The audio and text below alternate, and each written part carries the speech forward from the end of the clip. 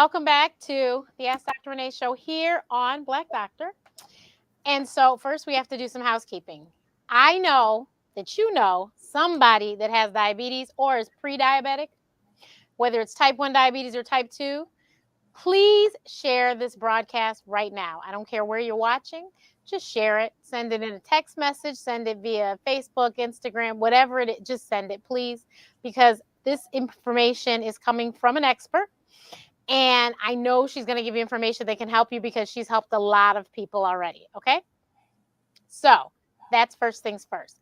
So make sure that you have subscribed to our channels. My channel, of course, is Ask Dr. Renee.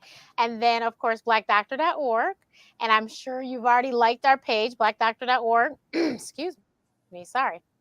But I'm going to give you, I'm going to introduce you to my friend and then make sure that you follow all of her stuff too. Because like I said, amazing information from an expert. Okay. So let's get started. Good evening, Dr. Kelly.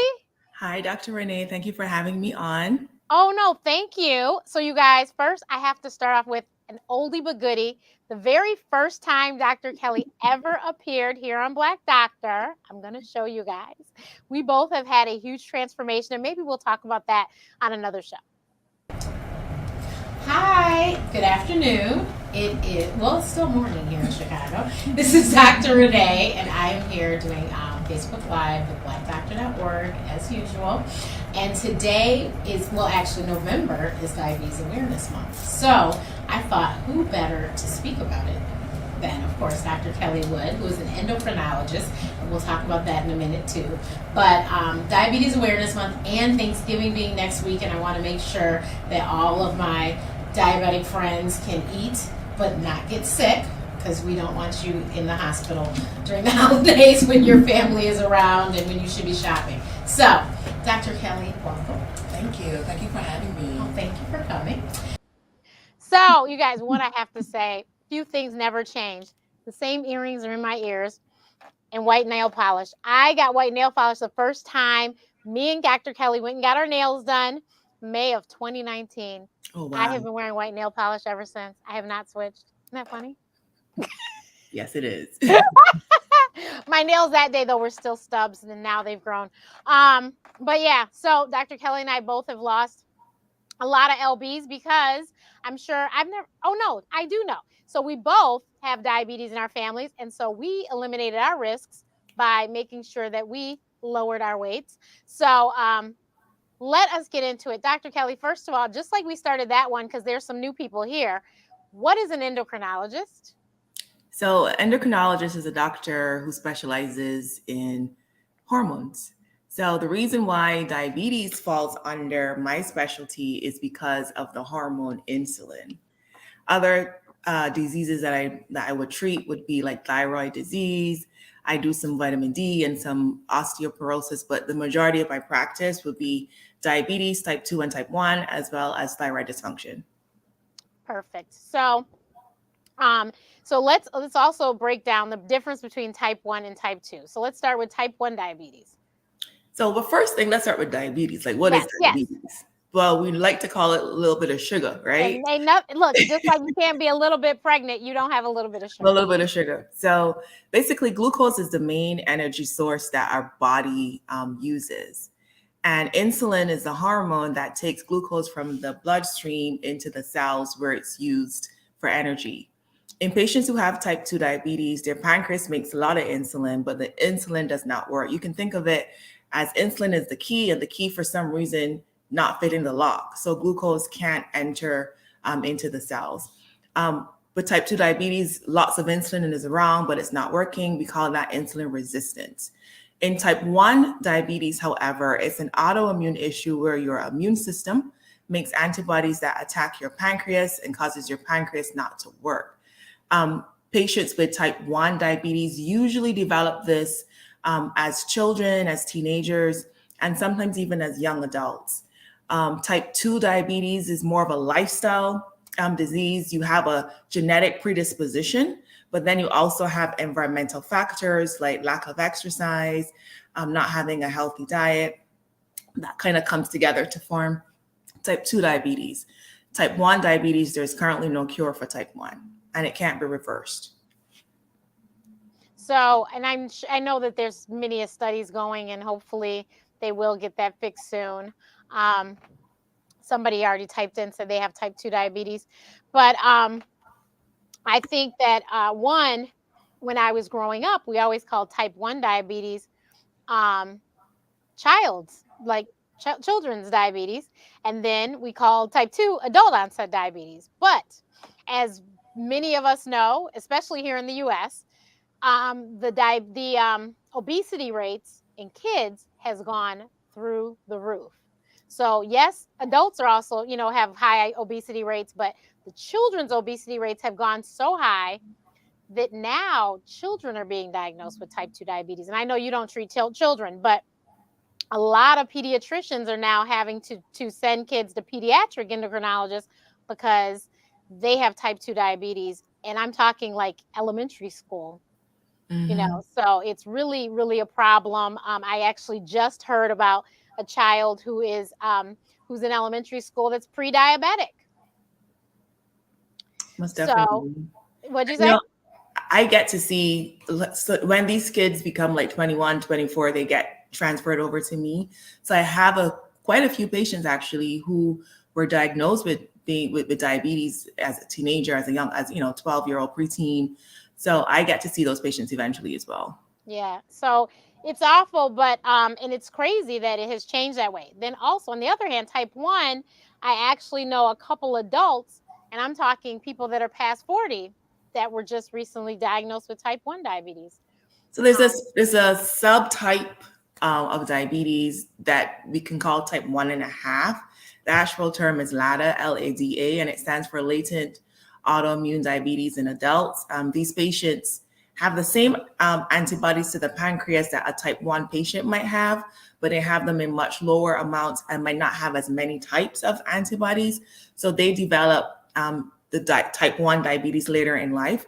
A lot of these patients are initially diagnosed as type 2 diabetes before someone checks the antibodies and find out that they're present. Some of these patients initially don't need insulin, but a lot of them eventually need insulin like a type 1 patient does. Gotcha. And then, of course, now, I mean, anybody who watches TV, there's so many commercials that talk about diabetes. Can you tell us some of the things that we're watching? Like, first of all, I know that Freestyle Libre does amazing commercials, and actually one of my friends does ads for them for Instagram. But tell us about these products. Yeah, the field of diabetes is really exciting. There's always some new gadget out there, lots of new medications. I would say maybe over the past like 7 to 8 years, there have been lots of new medicines. So what you're talking about is a continuous glucose monitor. These are some little devices that you insert into the interstitial compartment, and that's the compartment right under the skin. And they check your blood sugars every couple of minutes, like every 5 minutes or so, it checks your blood sugars. The two available ones that I use are Freestyle Libre, and it's also, you might have seen Dexcom commercial and television as well. So Dexcom, is endorsed by the lovely Dame Dash. If anyone is a connoisseur of rap as myself and knows Dame Dash from Rockefeller Records, he uses Dexcom because he is a type 1 diabetic. Mm-hmm. A lot of these sensors, you can actually use your smartphone to scan. For the Libre and for the Dexcom, it can send the information directly to your smartphone. So it's really convenient for the patients because they don't have to stick their fingers as much. And for us clinicians, it can give us a better idea of what's happening with our patients' blood sugars, even when they're not checking. Like, for example, when they're sleeping, you can see low blood sugars that happen during the night that a patient might not know if they're just going off finger sticks. A lot of these sensors also have alerts so that if your blood sugar is dropping or on its way down, it can alert you so that you can go and maybe have something to eat or have some glucose tablets. It also alerts you when your blood sugars are going really high. And what I've found is that it can actually change behavior, because if you have diabetes and you eat, I don't know, a bowl of, give me something, bowl of like some kind of cereal that you're not supposed to eat in the morning, like Frosted Flakes, right? Yeah. And you eat that every day, and then you start wearing the sensor and you see your blood sugar going up to 350 in real time. That might make you stop and think the next time, maybe I shouldn't have these Frosted Flakes. So I've had patients who just by putting them on a sensor have been able to bring their blood sugars down. So if you have diabetes, ask your endocrinologist or even your primary care doctor if you could benefit from a sensor. I know for a lot of our Medicare, a lot of our older patients on Medicare, Medicare does cover it for free if you are on more than 3 shots of insulin per day, 3 or more shots of insulin per day. For the commercial insurances, some of them do cover the sensors. That is important. So I really want to stress right now that you need to understand that. Can you imagine that you don't have to stick your fingers? And I think the other reason why the doctors like it is because God bless them, but just like any other thing that you have to take or do, you're not going to necessarily remember to do it all the time. And so that's why this would be great for the doctor because, as you said, it's all recorded into the phone. So therefore, when they show up for their doctor's appointment, you can just look at the information. It's all there recorded on the phone. You don't have to rely on the patient writing it down somewhere or anything like that. So anything like, and then of course, as Jay-Z says, numbers never lie.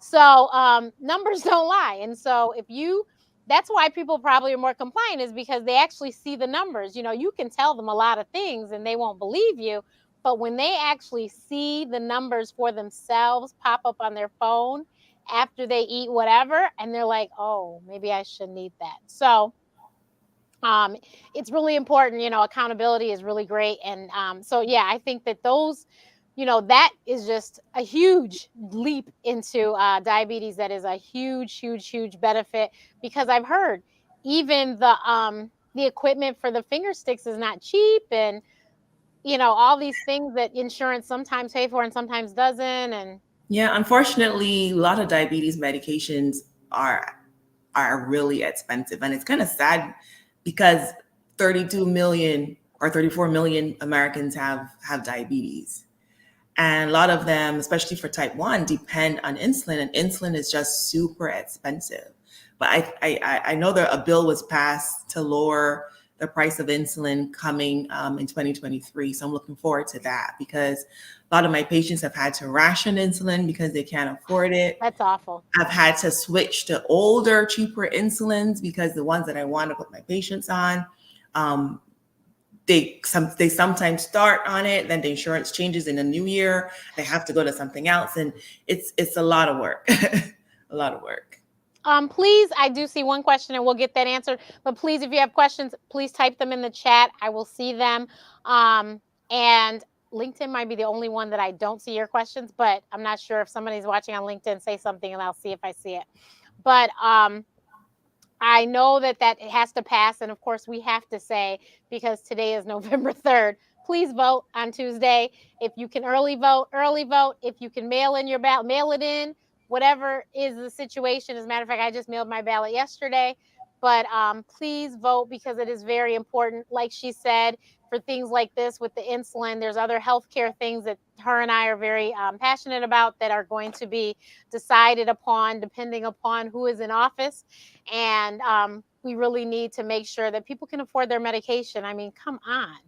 You know, unfortunately, you know, a lot of people have diabetes. It's unfortunate, but there, and especially with type 1, where you really have no, you know, control over what happens to your body. Please, you know, insulin needs to be a reasonably priced drug for obvious reasons. So, can you explain what is considered pre-diabetic? So to have diabetes, your numbers have to be above a certain range, right? So patients who have diabetes, who have pre-diabetes, sorry, their blood sugars are high, but are not high enough for them to be considered to have diabetes. I can go over what that is. For example, someone mentioned the hemoglobin A1C. So a normal hemoglobin A1C is anything that's 5.6% or lower. To have diabetes, your number has to be 6.5% or higher. So anything between 5.7 and 6.4, we consider that pre-diabetes. So you're not normal, you're high, but not high enough to be considered diabetes. Got it. Somebody said my daily readings range in 150 to 180, but my A1C, I think is what they mean, is a 6. So that's an interesting clinical scenario that I see a lot. So the A1C is a 2 to 3 month average blood sugar. And what the hemoglobin A1C looks at, it looks at the amount of sugar that's on your hemoglobin. And hemoglobin is that substance in our blood cells that carry oxygen. So there's some people who have what we call hemoglobinopathies, where their hemoglobin makeup is not normal. Some of those patients might have a falsely low or falsely high hemoglobin A1C. Chronic kidney disease can also cause false readings when it comes to an A1C. So there's some patients who might have I've had people with kidney disease who their A1Cs come back at like 5.3 and their blood sugars in the office are in the 200s. So I know the A1C is off. So there are other tests that we can do to confirm the A1C. Also, when do you check your blood sugars? You could have blood sugars in the morning down to the 60s or even 50s, but your blood sugars after meals could be higher than 300. Your average might be 120, 140, 150. So you might have a good A1C, but you're having ranges all over the place. So are you checking your blood sugars multiple times a day? Are they always 150 to 180? If that's the case, then the A1C might not be accurately 6. Got it. So, so that's another thing I love people to know. The A1C is going to tell on you. So please, when you go to your doctor, just tell the truth. There's no need for you to say that I've been, eating, my correct amount of carbs every day and blah, blah, blah. When you know you haven't, and then your A1C comes back and it's, at 8 or something, you cannot Not lie. only that, you'd be surprised how many patients come to see me without their blood sugars. And it's like going to see an accountant without any of your numbers. Like what am I going to do? So yes, the A1C is going to give me an overall picture, but I still need to see, your doctors still need to see what's happening. Are you having low blood sugars every night? Your A1C might be perfect at 7, but you're having dangerously low blood sugars during the night. So you should still always bring your meter or bring your log in with you at your doctor's visits, especially if you see an endocrinologist. Yes. And like we said, ask your doctor about getting a continuous glucose monitor. Because it would make your life easier as well as the doctor's. So can we please talk about some of the awful effects of uncontrolled blood sugars? So I've seen complications of diabetes ranging from the top of the head to the bottom of the feet, So diabetes damages the blood vessels and the nerves that supply your entire body. So you can start from top and come down. It increases your risk for having strokes. Even if you don't have a massive stroke, you can still have small little mini strokes. It can lead to microvascular disease in the brain as well. People who have that might have like memory issues or some cognitive issues. It can lead to heart disease. In fact, heart disease is the leading cause of death for patients who have type 2, who have diabetes. So that means having heart attacks, heart failure. It can affect the kidneys. A lot of our patients end up on dialysis because they have end-stage renal disease. Damage to the blood vessels that supply your feet. If you get like a cut or anything on your foot, because you can't take oxygen for healing, a lot of these cuts end up becoming infected. It can spread to the bones. Even now, I have patients who have recently lost toes. I had a patient who came in, and one of my favorite patients actually, and she's like, "Dr. Wood, you wouldn't believe what happened." I'm like, "What?" And she looked down, and I looked down, and her foot was missing. And I was like, "What the heck?" She had like a cut on her foot and didn't go to see the doctor for a couple of days. And by the time she got there, it had already kind of infected her bone. So up to today, I still see like these complications from diabetes. It can lead to neuropathy. People complain of like numbness and tingling in their feet. keeping them up at night. The poor circulation and the numbness, lack of feeling. People like step on stuff and not feel it, have things in their shoes and not feel it, have injuries and not feel it. So then their feet become deformed. So I can go on and on. It affects the eyes. I forgot about the eyes, but uncontrolled diabetes and uncontrolled blood pressure, they usually go hand in hand, can also lead to leaking of the blood vessels behind the eyes. Like diabetes, one of the leading causes of blindness in America. So you can start from your head and go down. Yeah. And one way to reduce your risk of having these complications is by trying to get the best blood sugar control that you possibly can. Yeah. That is just awful. We always say, please go to the doctor as soon as you feel or see something wrong, because the earlier, the better. God knows they might have been able to save her foot, but she went too late. So you need to go. And I'm sure, I guess I know people who've lost toes and limbs and to diabetes. One of my favorite people from church was one of those people. And, it's just awful. And even, like I said, in my family, we have diabetes and, eyesight. I'm telling you, you don't miss things until they're gone. Please don't wait until they're gone. Please don't wait till they're gone. This is not something that you don't, and we're going to talk about it, but there is no reason that you have to live in misery because you have diabetes. So, what foods can we eat? Because, of course, we know this month is Thanksgiving here in the US. What foods can we eat? Christmas is in December. I know that people want to have their candied yams and mac and cheese and some of these other things that have lots of carbs and sugar. What can they have? So one method that I like to go with is called the plate method. So you can have a plate. Half of your plate needs to be non-starchy vegetables or salad. A quarter of your plate needs to be lean meat, and the other quarter can be a starch. So your body needs glucose for energy. Like think about when you're extremely hungry, you can't function. Like for me, I know I get miserable. You get hangry? I definitely get hangry because our brain needs glucose. So if you have diabetes, you're not expected to cut carbs completely out of your diet. You are allowed to have carbs. You need carbs for energy. But it's important to choose the right carbs. So get rid of the white stuff. If you have to have like potatoes rather than white potatoes, use sweet potatoes, has more fiber, wouldn't spike your blood sugars as high or as quickly as white potatoes would.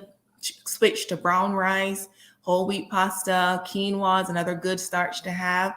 Or just, try to make those small little switches can really improve your blood sugar control. What about the chickpea pasta? Chickpea pasta is good too. I think that has a higher amount of protein. Oh, wonderful. Than the normal, white flour pasta. With Thanksgiving and Christmas coming up, I'm realistic. I realize that we're all humans. We're going to want to eat with our families. Just don't overdo it.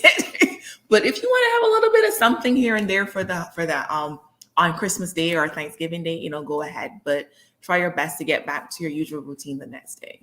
And I think my thing is, if you're the one having dinner at your house, then you prepare food you want to prepare. So go get the chickpea pasta. I promise they won't know the difference. Make your mac and cheese with that. Sweet potatoes. There is a sweet potato recipe that was lower in sugar because it didn't have brown sugar, and now I can't remember what it was, but it wasn't.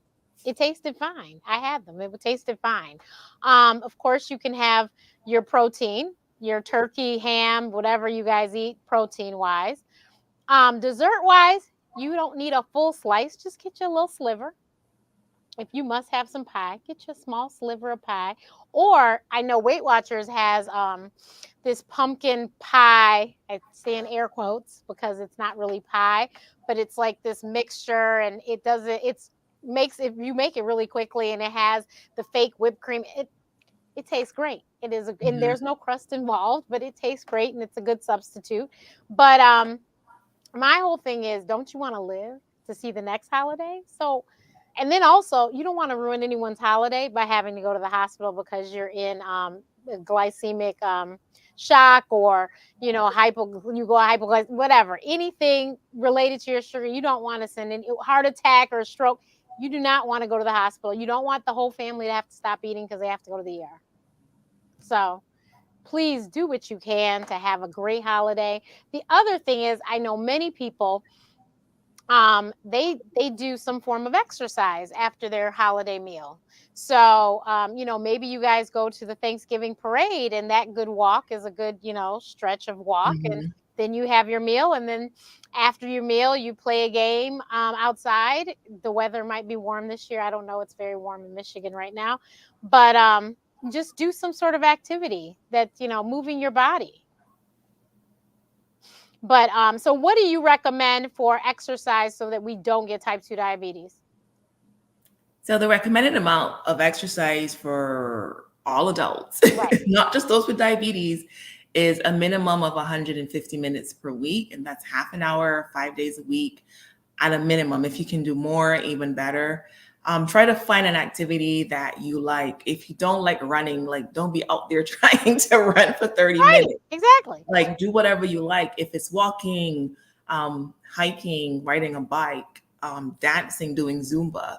I also recommend not only doing cardio, but also a couple times a week, incorporating some strength training as well. That has shown to be better than just cardio alone. But whatever you like to do, just do it. And if you say, you know what, I can't get up, I can't do 30 minutes, just start off at 10 minutes a day. Or if you want to break up the 30 minutes to 15 in the morning, 15 in the evening, whatever it takes. And, don't get discouraged if you can only do 2 times a week. Whatever you can do for exercise would be beneficial to prevent diabetes. And if you already have it, would help you control it even better. So you said type 1 there is no cure. Type 2 though, there is a way to get yourself into remission, quote unquote, right? Correct. So remission is when your blood sugars are not in the diabetes range, off of medication for at least 3 to 6 months, for 3 months. So you guys, it is possible, but you have to be a stickler for. I have an uncle who did it, and he drank a whole lot of water and he walked a lot. And I don't know what his diet was like, but all I know is that he kept taking his medicine because he was a good patient. God bless him. May he rest in peace. But he kept taking his medicine, and they ended up having his blood sugar was too low because he was taking insulin and he shouldn't be taking anymore. So that's when, they figured that out, and he was taken off of his medications. Yeah, I have been able to take patients off of medication. A lot of patients get really depressed because they think, once you start insulin, we'll never get off of it, or once you start medication. That's not the case. It's easier to go into diabetes remission the closer you are to your time of diagnosis, meaning within the first like 3, at most 5 years of being diagnosed. That's the time when you should be working really hard to get off of medication. Someone who's had diabetes for 20 years, 25 years, less likely to be able to achieve remission, but still try, especially those of you who were recently diagnosed, is entirely possible. That's awesome. So nowadays, in those same commercials, we see these commercials about these drugs that, for diabetes, and they always say, and they cause weight loss. So there have been a lot of people, and I know that have been prescribing these as weight loss drugs. But I And mean, that's why we have a national shortage now. oh, I didn't know. Hmm.